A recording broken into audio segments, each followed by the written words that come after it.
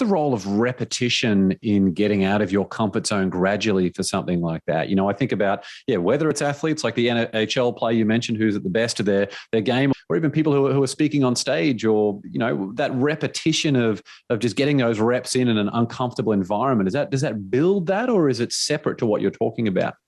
On some level, it's necessary, because there is no doubt that repetition is needed to be able to, again, a good old Canadian surgeon way back in the day coined this term, neurons that fire together, wire together. When it comes to, let's say, aspects of behavior. So let's say we're trying to get somebody to do something new. And we want somebody to do something new. And because it's new, it's just a behavior. But our goal is to turn that behavior into a habit. So it's now habitual that James is going to go and do his exercise every day. It's now habitual that James is going to balance his blood sugar and do these sorts of things every day. It is actually not repetition that leads to that habitualness. It's the emotional reward. So how do we reward James emotionally for being able to make these sorts of decisions? And how do we then continue that process? So it's like when it's about creating these, let's say, habits or these new habits, it's like, okay, what's the motivation? Okay, James really wants to do it.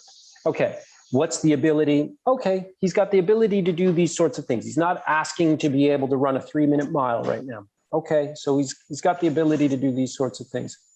How do we then tie that into something that's existing?